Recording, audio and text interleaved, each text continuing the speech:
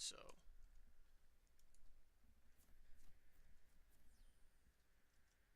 let's make sure this doesn't play any noise. Good. Um, so I turn on just our team's vision. There we go.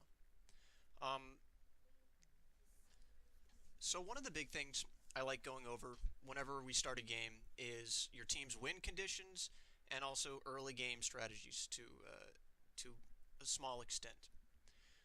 So one of the big things this game is you're slow to get out of base and they have a blitzcrank. That is a pet peeve of mine. I really wish that I'm not sure if this is just your computer being slow, but a lot of the time it's what I imagine people finishing up something else that they're doing. So if if this happens and you see the enemy team has a blitzcrank, you need to be getting out and positioning yourself early. And that just means dropping a ward. It's nothing that's really that challenging. Um, but you take your time getting out of base, and then I remember whenever I was watching this, you just walk straight down to your mid turret. This is really, really bad for your early game. Not necessarily like directly affecting you, but you were saying that your problem is you can't really help your team, right? This is helping your team, and someone else ended up doing it, but now there's no vision down here. So these are two very key points that they can invade in, and luckily they don't. But that's something that's really troubling early game. You got to be more aware of your starting game, like where you're sitting. They have a ton of focus on this in pro play, and you should be thinking why, because this is going to be something that affects solo queue too. Really easy, just get out of base faster, get vision down here, especially if they got something like a blitzcrank. So that doesn't go into at all like win conditions or anything like that. If you're looking at the enemy team comp, the enemy team has a pretty good amount of magic damage because Corky's hybrid, Kassadin is going to be going in on you, and you probably can avoid the Gnar. I'm I'm just saying, like with your positioning, you should be able to avoid the Gnar. Depending upon which form that Kayn goes, you probably can avoid most of him too. What this means is, yes, you can still get Zhonya's if that's a really good item on Azir for like playing him to engage. But early game, getting magic resist would be really beneficial because two of the three lanes that are getting farm are AP. Okay, and your team. You've got an Azir, an Evelynn, and an Ornn. Okay, this is something that your team's going to be focused a lot on bursting someone down, and that leaves you as the main source of DPS throughout a fight. Azir, luckily, is a pretty good pick for that, but it's not something that's going to be normal. So this comp's going to want to play where it's flanking and getting picks. Your comp is going to be wanting to play flanking and getting picks. So your job is to be staying alive where you can wave clear. Because you're just helping your team set up for these plays where Evelynn comes in from the side or Thresh gets a hook or something like that. That's kind of what your team is waiting on. And then whenever you see a play happening, you can do your Azir play and get in. So your team is focusing on those picks and picking those fights. Their team is focusing a lot also on picks, but then they have team fight pressure with Gnar. So they have a little bit more going for them if they get ahead. But if your team gets ahead, they can snowball on side lanes because you'll be playing to your pick a lot better. Theirs can just siege really well, and I don't know, maybe Azir can deal with that. You might be able to deal with that. So earlier, whenever I was looking at this briefly, I told you you had a lot of problems with your laning. I'm going to try and point out a couple of those things. So, for starters, whenever you put up your soldier, you don't need to be standing that close to him.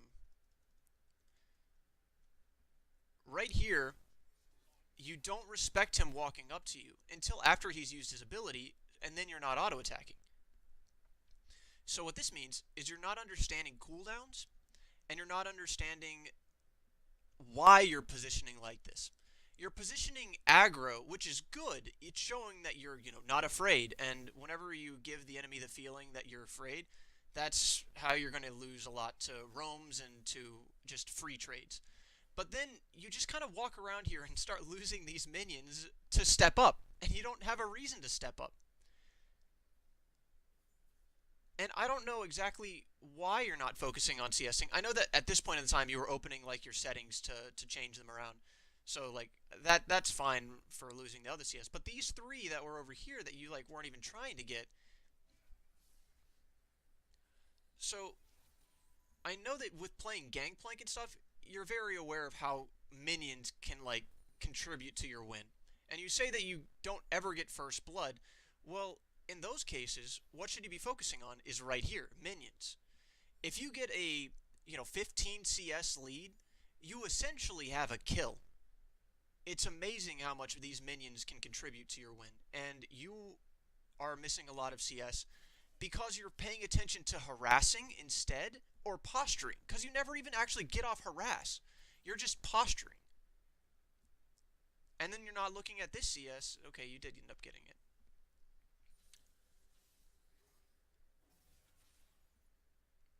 So you're not using your range, you're not respecting cooldowns, and you're not focusing, okay, on minion aggro. That's another thing, interestingly. And I remember whenever I was watching your replay the first time, I was really happy with how you walk over to the side after you push this wave up. At 3 minutes is whenever the jungler is going to start looking to gank mid or top. But this ward was so close to being good, but it's not. If you had put it just over this wall, it's a Kayn. He's going to gank through this wall. This isn't going to see him. Just over the wall, that slight bit is going to be able to catch him when he comes to gank you. And if you're thinking you're like pushing it out so you can see further over here, you only had to put it in the middle over here, and you would have still had that vision. You would have gotten the vision around the corner, and you would have gotten the vision deep over here. But this is a really unfortunate ward. Really easy to adjust that positioning, and there's no reason for you to put it here. And you do this twice, so for some reason you like this ward. But you picked a good time to do that. You were watching and respecting jungle timers, you push the wave in, and you start looking for this. That's a great strategy, it's a great awareness, but you're not doing it correctly. Just a little bit over. And you also are poking the Kassadin down pretty well. But whenever you're looking at your starting items, right? Kassadin started Corrupting Potion, so he's going to be able to get that health back really easily, and you're chugging one of your potions. If you guys recall, and by the way, he has Teleport, you're going to be behind in this. So you're going to lose any trade that looks initially like it's going to be going even. Okay, so that doesn't really affect how he roams, right? You're trying to keep these waves pushing in, you're harassing him, you think you're doing pretty good, you're watching out for the jungler, but your posturing earlier, whenever you were trying to poke him out, expended a lot of mana and expended your health pots, and he's just going to teleport back to lane once he uses all of his corrupting potions. So what this means is you're giving up early pressure. You think you're creating early pressure, but you're actually giving it up. Now you have no mana, so what happens if you were to get ganked? Right now, like, he could just come through this wall, right? Well, the Kassadin probably couldn't get to you. He might have been able to slow you, but that's about it. But if they forced your recall there, that would have been really bad for you. And your Evelynn's mid, but she can't gank because you're really pushed in. So if you're looking at CS, all of this pushing, all of this freezing, all of this punishing you think you're doing, it's not amounting to anything. And this is because you're not focusing on your CS, and your posturing is giving him free trade damage.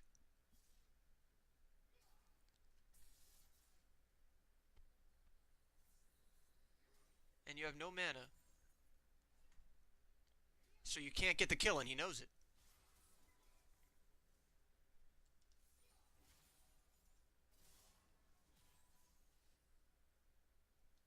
Yeah, see, that's what you want to do.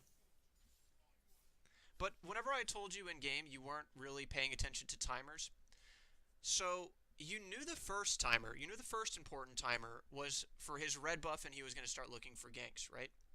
The second timer is if he doesn't find anything, 4:30, he probably is going to start being on the other side of the map. Not every game, but enough of the game. And you also have this out over here. So you're favoring this top side. And it's not really necessary because look, he's on the other side of the map. If they're doing standard clears, which you were expecting the first time because his red buff, the second time he's down here clearing. So this ward that you have down is again another worthless ward. You would put it in a better spot over the edge, but it's a worthless ward. And now Cassid's going to teleport back to lane. And I told you kind of missed your first back. And what I meant by that was your items that you were able to buy. You had a really unlucky buy here. And I'm not really sure of a good way to tell you like what else you could have done other than just make sure you got that CS better. You start pinging missing, which is good. He's not 6 yet, I don't think. Is he 6? No, he's still 5. So his ganking pressure is a little bit less. But remember how you recalled to base and you got these cruddy items that they're not completed, and I know mana is important, I know ability power is important, and health pod, I don't know if you just got that now or not. But if you're worried about someone roaming, and if you're worried about ganks, get a pink ward. If you had this awkward amount of money, I think you would have still had some change left. You just didn't have 400 gold. You get a pink ward for over here, and now all of a sudden you solve a lot of these roaming problems. And it's not going to solve all of the problems because top lane is still going to potentially get roamed on, but bottom lane's a lot safer if you do that. And you could also put it in lane, but this is a little bit iffy in this game. Azir has a lot of pressure to poke people off of wards with your long-range soldiers and stuff like that. But if you were to put one in these bushes, I feel like that would have been spotted really quickly because I feel like the Kassadin would roam soon and walk through that and be able to kill it. So I would have tried to put it a little bit further out. So alternatively to putting a pink ward here, if you think this one's going to get killed, you could put a pink ward over in your bushes over here. And not necessarily against a Kassadin, but against a lot of other mid laners, this protects greatly. Because if the Zed's trying to come down to flank, right, he's not going to use his shadow to get over this wall. He's going to use his shadow maybe over this wall or to gap close on them. So a pink ward over here and a regular ward over here secures them like a really, really safe bottom lane, because then they only need one ward over here, and they've got a safe lane. So then if they die, it's pretty much what can you do at that point? Okay. So I'm telling you, one of the biggest things you can do to stop people from roaming is by keeping wave control. So what that means is you want to be able to push, and you want to be the one to go missing first. So right here, I would be trying to shove this in as well. We don't know exactly where the Kayn is right now because this is a sketch time. This is a lot harder to predict. This is whenever junglers are kind of walking wherever. But whenever this turns yellow, you know that the jungler should be on the bottom side of the map because he's going to secure his blue buff. So for right now, you're harassing him under tower. This is how you lose games. Because you're not doing as much as you think. You have no vision over here, and you have no vision over here, and you're in a prime gank position, because once Kassadin hits 6 and Kayn walks over to you and Kayn has ult, they can chase you down so easily. So what do? You go and I think you ward the wrong side of the map again. Is that what you do? Yeah. So if, and remember how I said just over, we know he's going to be on this side of the map for the next minute, and then his red buff is going to come up and he's going to be over here. But you're warding this side, and you're still pushed, and he should be on the other side of the map. So one of the problems with following someone whenever they roam is if you think it's dangerous, right? Well, if you think it's dangerous, you can't follow their roam because you'll walk into a bush and they'll just kill you. Well, if you're warding like this, then your ability to follow is completely non-existent. Because this ward isn't going to track where the Kayn is, and it's not going to track where the Kassadin wants to roam. Because your bottom lane is pushing and your Ornn isn't. Even though, actually, he might want to dive this, so he might be top lane. I wasn't looking at health. But you do a pretty good job of poking him out. You don't have any early magic resist, and you didn't get a good recall, so that makes sense. You find the cane, and he was in a really weird spot. I I think that it was complete luck that he was on that side of the map, because he should have been on his blue at this point in time when it spawns. Uh, and Cassidy could have honestly gone a little more aggressive there because you had no mana.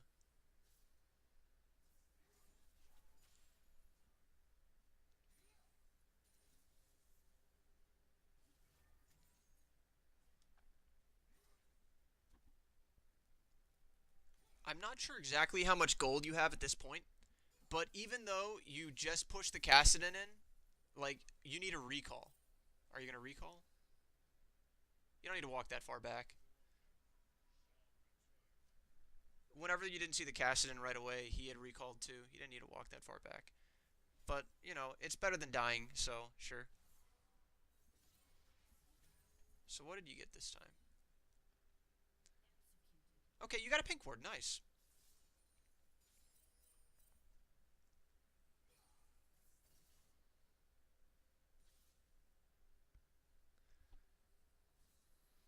All right, and you're choosing to freeze. That's kind of what you're doing. You used your soldier to zone, and now you're pinging missing. And I actually don't think there's anywhere the casting could roam right now, so I think that's an okay idea. It's sometimes a good idea to freeze like that, and you did the right thing. Why do you love this ward so much?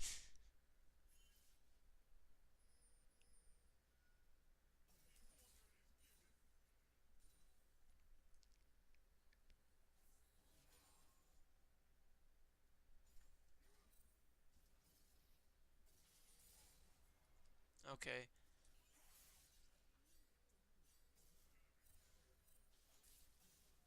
that was good. That was good. You did the right thing following your jungler's positioning, and you did the right thing over there. You actually played this pretty nicely, very nicely. I don't know what happened over here though. That's stupid. That's silly.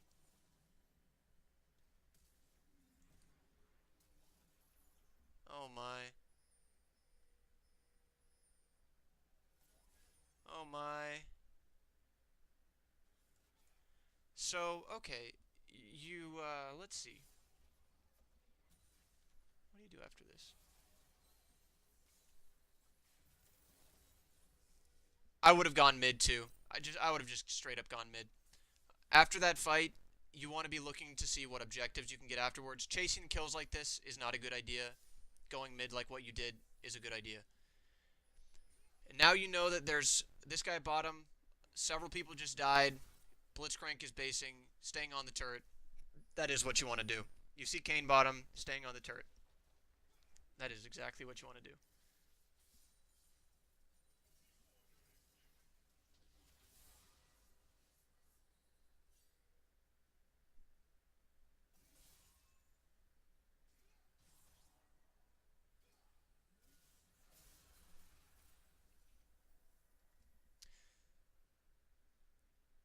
Okay, so the problem here is you're not predicting where the jungler is going to be, and something that you put your pink ward up here.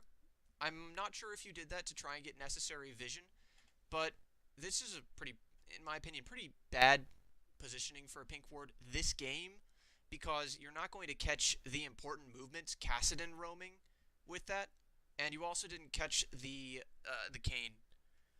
But if you're predicting where the jungler is going to be by where he was, you should know that he was on the bottom side of the map from right here, right? So if you know that he's over there and you don't have a trinket and you're playing up, I would have stayed on the turret like I said. Kane kills this, so you see him again.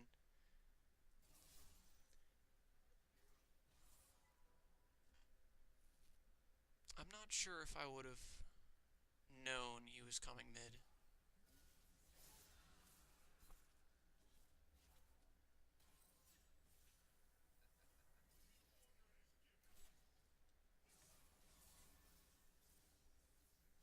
Okay. I'm surprised that worked out, but nicely done. Yeah, I don't think I would have known that he was coming there. I don't know where he would have been, but I don't think I would have been predicting them to come from behind like that. So you just took a pretty heavy trade from Cassidon, and recalling is exactly what you want to do again. You finish your Morello, got some potions. If you're going to be buying potions this frequently, you need to get a refillable. Refillable is going to save you a lot of money, and it's just better.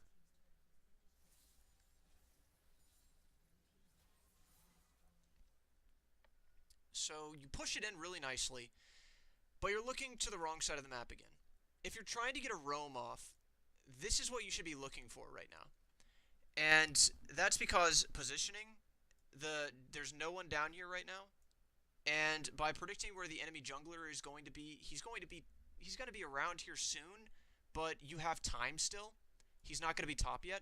You have probably like 45 seconds before I'd expect him to be top, and that's, pulling a number out my ass, but whatever. So you disappear from vision and you start looking bottom, but the reality is he shouldn't have been this far pushed up, and he just gets out, which is fine. And you start looking, then you take Raptors, you go mid.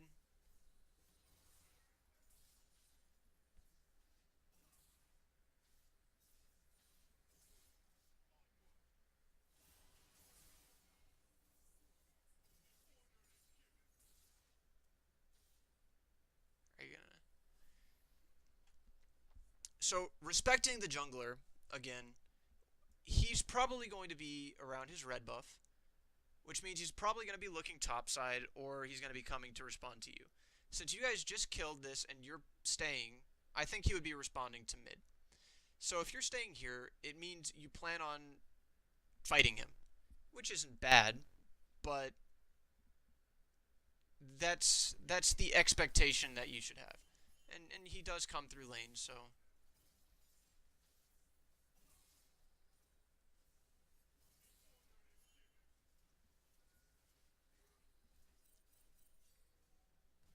okay. You do that right. Ooh, you were doing the right thing, but you didn't need to turn on that. So far, it seems like you have pretty good objective decision making, like your tower taking whenever you stay for these towers and where you ran to. All of that has been pretty good. Your wording has been lackluster so far, and where you decide to walk to is like whenever you were roaming bottom, that was a bit questionable. You should have been looking top at that point. I don't think I would have been trying to get into the fights down here just yet. If you're trying to put your lanes ahead, right? Maybe that's why you were like, okay, their bottom lane is losing. Let me go and help them out. That's honestly a really bad mentality to have. In a lot of games, you want to be playing to where your advantages are, not to say completely just bury someone. Like if bottom lane is losing, you're probably gonna have to like hold tower at some point. But he's not your win condition really. Your win condition is picks, right? And you don't need the gen for picks. He's not your win condition. Like Evelyn being a little bit stronger is good. You being a little bit stronger, Thresh will be useful regardless. And the Ornn's pretty good. He gives you a little bit of team fight and also a lot of crowd control. So you don't need to be helping the gen this game. He's not your win condition. So whenever you were looking for bottom to try and put them back to the game, just don't. You could be looking to push yourself more ahead because you are a win condition. So don't try and put them back into the game. Put yourself ahead.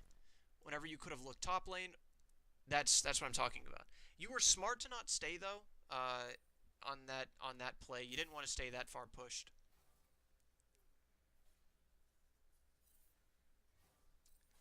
And bottom gets roamed on, which is totally fine. That again is not really your fault.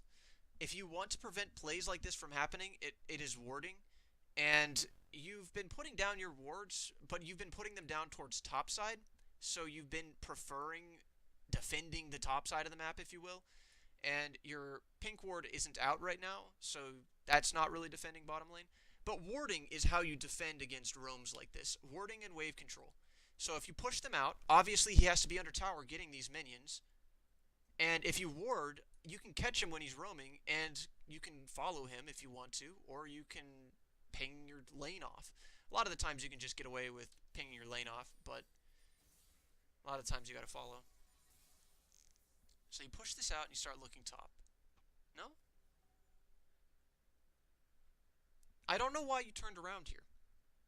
You had the right idea to go top, because if you're thinking about what objectives you can get, Kassadin's already up here, and you saw the Gnar was bottom, but Gnar could be coming mid, or he could be going back top lane, who knows. But if you had come top lane, you would have had 3 people and you could have forced down a turret. But instead you're staying mid just to clear one more wave, because you're not able to push this up. And look, everyone shows up top. Alright, maybe it would have been suicide for you to show up too, but let's see.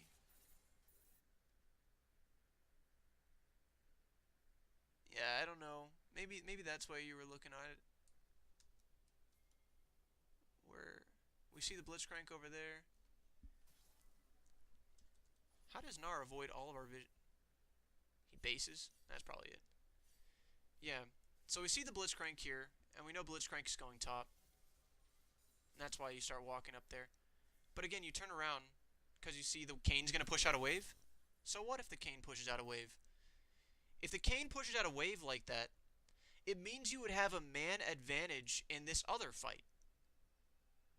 Wave control isn't about just pushing out waves. It's so you can create advantages somewhere else on the map.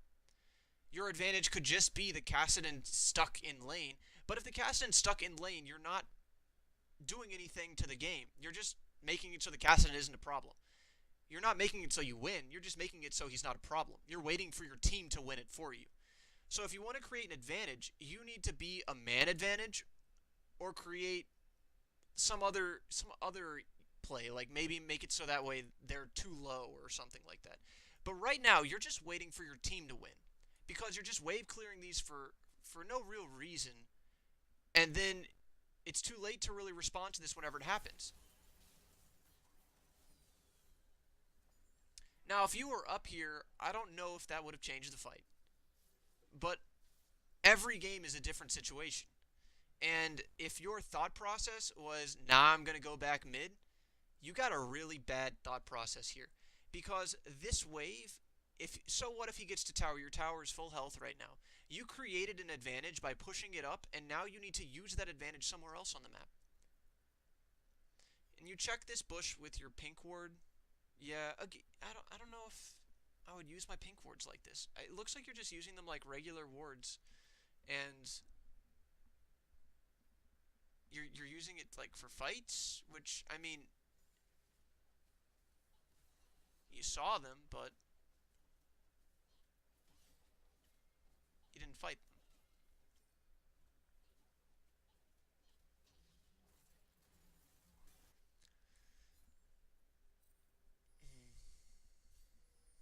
Let's see. You're still not getting any magic resist. So this means what you're building. It means you're comfortable with Kassadin getting on top of you, and you think you can still win. I'm just gonna say I think that's a bad judgment call. You haven't built you've built 200 health, and that's it. That's your only defensive thing right now. And they have a lot that could potentially kill you. You're not. I would be adjusting this.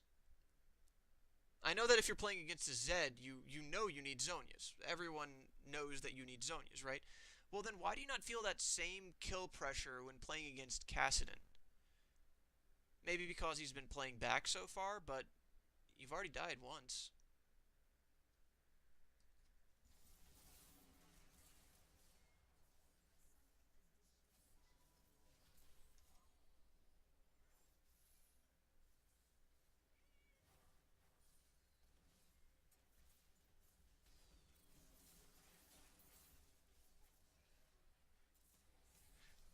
So, your team fight also needs a little bit of work. Right here, your positioning is to chase down the Blitzcrank. Now, the problem with this is you're not kiting to your team, so your team over here is going to lose now. You're focusing on the kill and chasing down the kill, which you're probably not going to get. And over here, these guys are now going to die. If you were over here, you probably could have forced these guys either away or maybe made it an even trade, but now they're just straight up dead.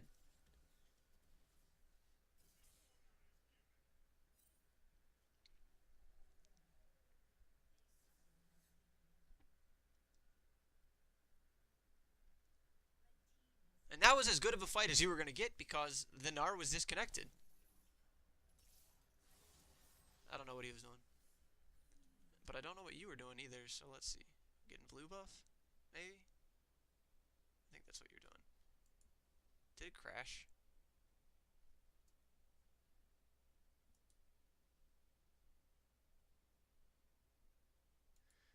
Uh, replay froze.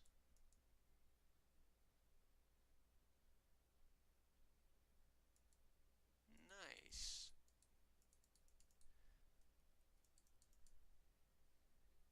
Let's see if I can put that back up.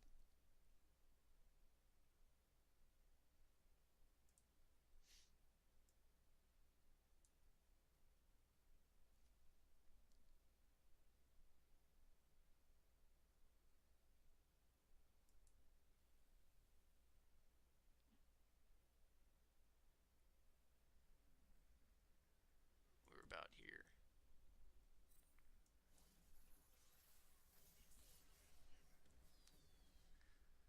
Alright.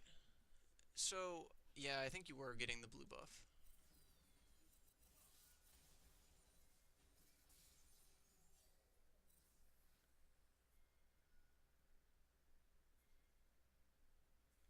Okay, I think this is a different part of the game, so, but we'll just start up here again. It's close enough.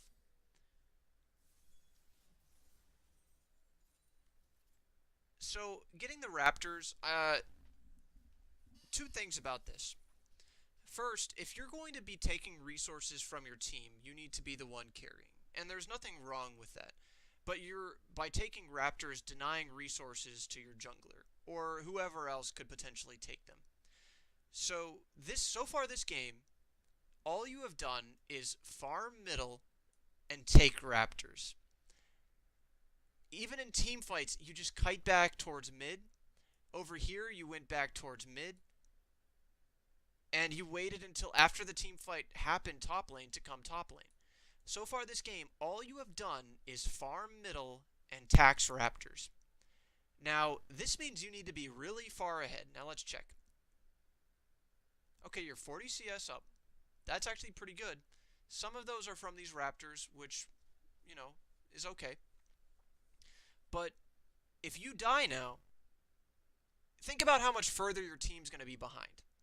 So it's even more important that you stay alive. Okay. We'll check and see how that works out later. And then you come and tax this. Oh my gosh, you're taxing everything.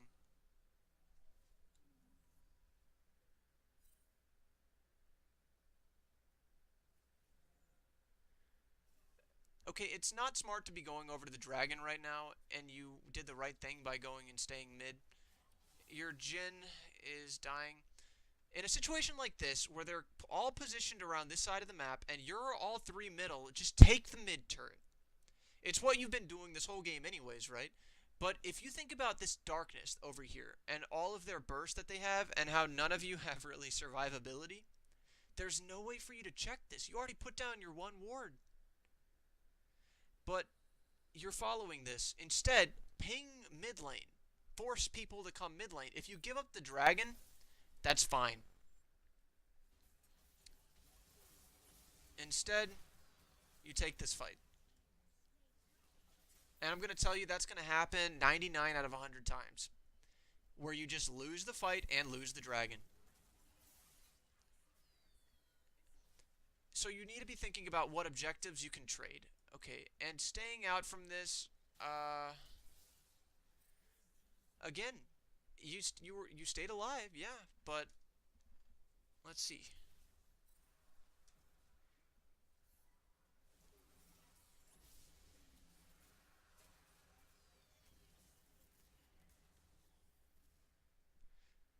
So, respecting cooldowns, right? The Blitzcrank hook is on cooldown, and you don't auto attack while kiting. Do you? And you have boots too.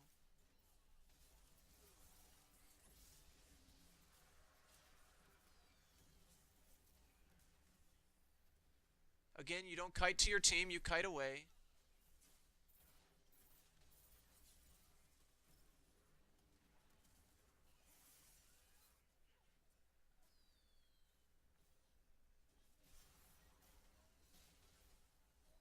Yeah, it's too late to get involved. So, twice now you've kited away from your team. The first was the fight over here, you kited towards the lane. Second was this one over here at the dragon, where you kite towards your tower again. You need to be kiting to your team because whenever you separate like this, it just makes for easier picks. And you see how all of your team dies afterwards? Well, I'm not sure if you're going to be able to hold this. Yeah, so you end up going back to base. Essentially, you're dead right now because everyone just respawned on your team. Now, you did prevent them from getting like 300 gold or something like that, which is, it's good that you don't want to give them free money. But you being alive, you still lost two objectives. And if you were kiting to the tower because you're like, oh, you're going to wave clear at the tower or something like that, you didn't do that. So what you did is you kited away and recalled. This means that you just completely lost this fight and you didn't get anything in response for it. For starters, you did not want to check the dragon, just give it up. And the follow through was where you kited away from your team.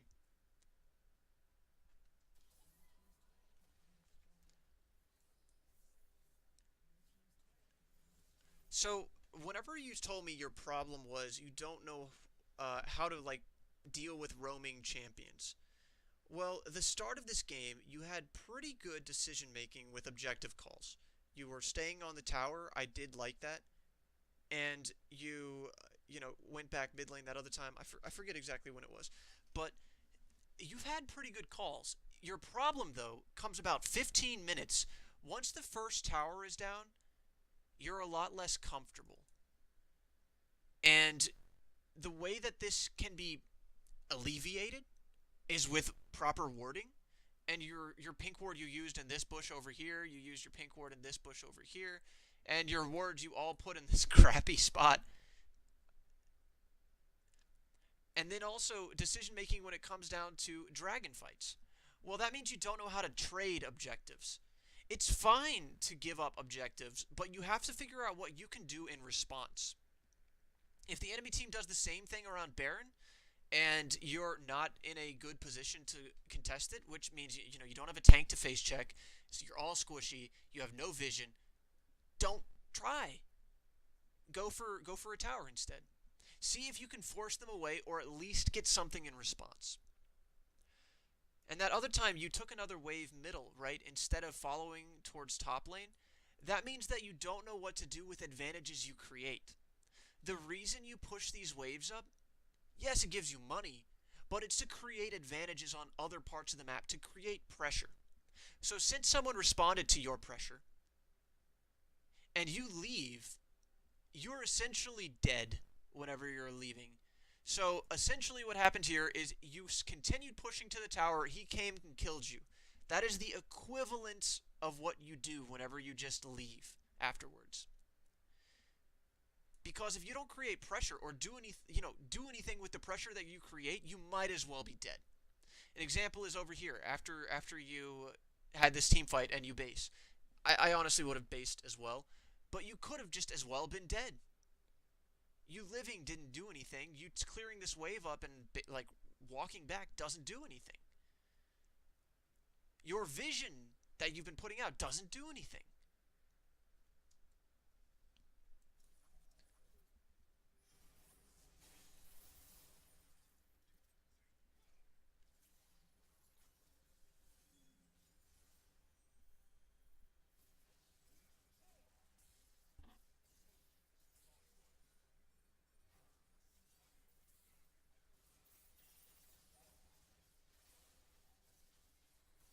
Honestly, really dumb that your team didn't come right away. Uh, but now it's impossible to do. You also have no wave control on the map. Okay. So, way back here. Let's go way back. In a situation like this, we don't know the Nara's bottom yet, I don't think. And we just killed one person on the enemy team. I don't think I would be looking for Baron to start this off. I honestly don't think that Baron was a very good idea. I would be going top wave and pushing this wave in because it's a big wave and it's going to push to you. Mid is stalled right now. I don't know. It's not going to move very quickly, so you can respond to this in a little bit. It's probably slowly pushing to us, but top wave is pretty quick. It's pushing really fast. So you need to try and get this wave moving. And the next thing you can be thinking about is the tower. And if you get a kill along the way, then yeah, you can turn back to this. But Blitzcrank is not an important pick. Killing the Blitzcrank does not mean you can go and do Baron. Ornn is responding to mid lane. I don't think that's necessary yet. And that's Evelyn asking. I don't know why Evelyn was asking for that.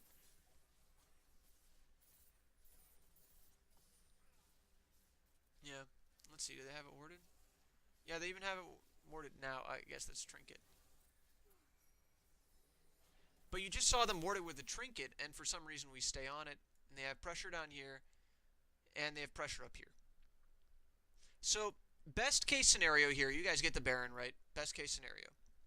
Now, in 100 other scenarios, you guys lose this exchange. Because two people are almost dead.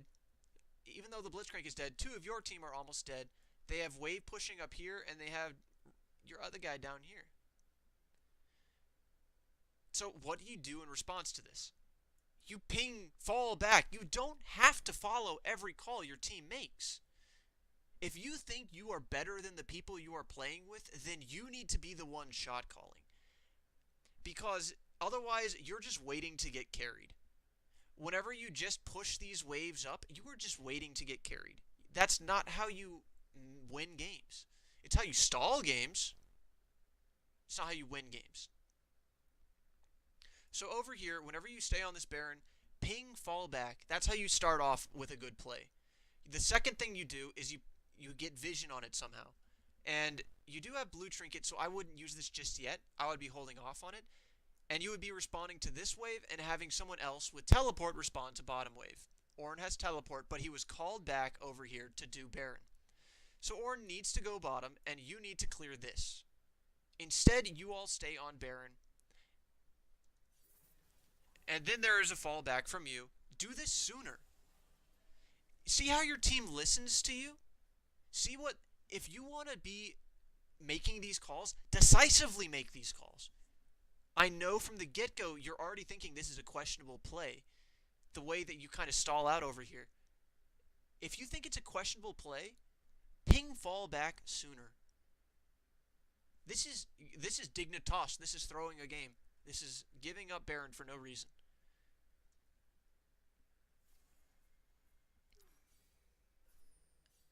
And you start walking away and even basing, you need to respond to that top wave.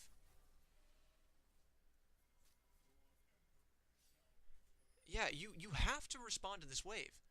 And they're chasing down these kills, and they get one kill. Let's see.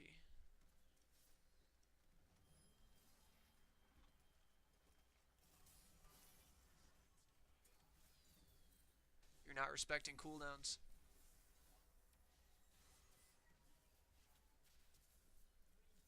Okay. So, honestly, you were in a bad spot the second you went for the Kassadin. Because you had a teleport coming in behind you, and you had a lot of important cooldowns ahead of you. Blitzcrank Hook, Kassadin Rift Walk, and the Rift Walk at this point in the game has very little cooldown. So by standing over here, you're gonna die eventually. And you show up to that fight late, and now they have a huge wave over here.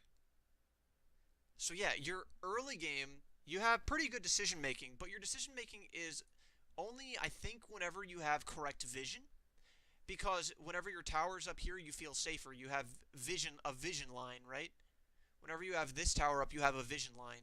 Whenever you have their tower up over here, you know where you can stop early. Your minions die here. I think a lot of your problem comes down to vision, but then there's things like this. And I don't know why you wouldn't go for this right away. Like, you wanted to show up for the team fight, and to that I can kind of understand, but you were basing. And that means you weren't even thinking about this.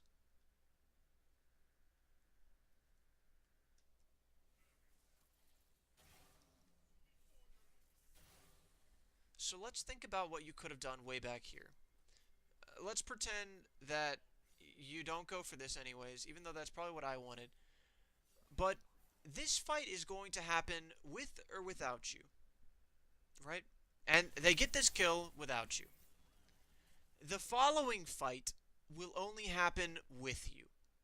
So if you leave, the Thresh would not go either. If you leave, the Gnar is not going to teleport. But you choose this fight. So this fight you did not choose. The following fight you chose. So at this point, I wouldn't be looking for this because they're dead. In a very similar fashion to what I told you moments ago, whenever you got to this point, you were dead. They are already at that point, and they are dead. Evelyn's cooldowns are blown, Ornn's cooldowns are blown, Corki's here, Kassadin's blocking you off, and they got Blitzcrank over here we don't see yet. So the assessment of this fight should be that you do not go in. It doesn't matter if your team's over here because they did their job, they killed the jungler. But because you also die, look at the board down here and I see them getting Baron. You choosing this fight gave them Baron. Not Evelyn and Ornn choosing this fight, you choosing this fight. See, Thresh comes with you. Teleport comes with him. Now you're in a bad position. Not respecting cooldowns. You just die. And now they get Baron.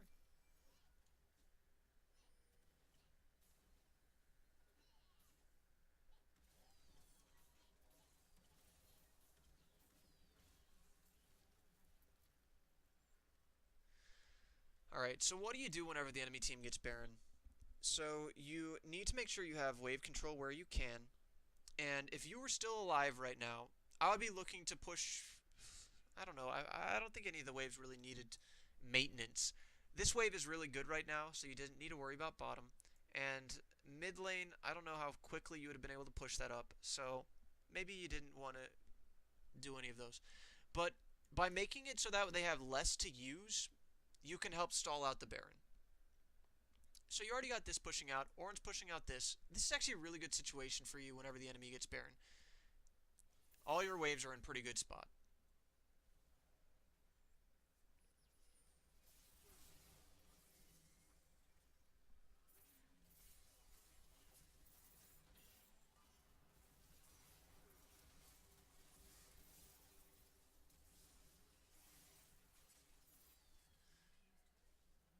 So you guys picked a simultaneously good and bad fight. We did have waves pushing out on the top and the bottom, but they chose to push both of those. And let's see items.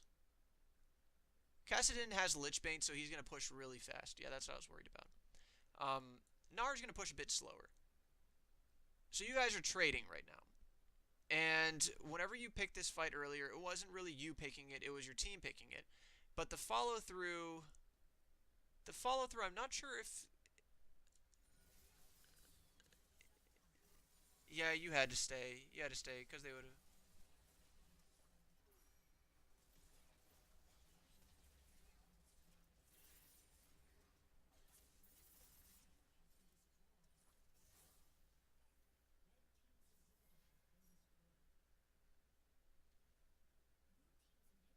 Yeah.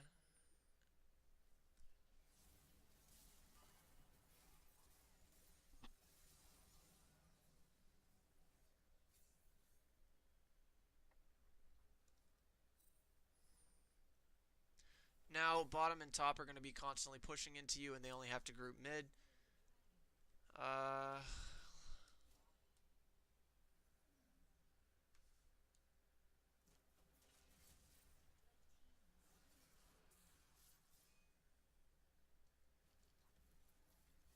really risky positioning. It gets a lot better with Orin's miss.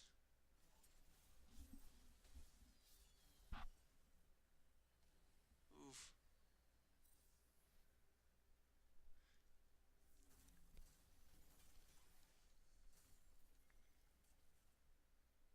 Okay.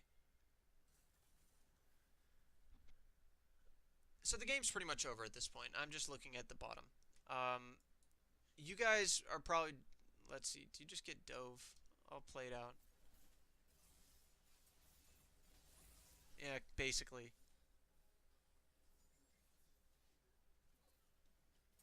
They just have to wait for the bottom and top minions to come in. They didn't really need to do this.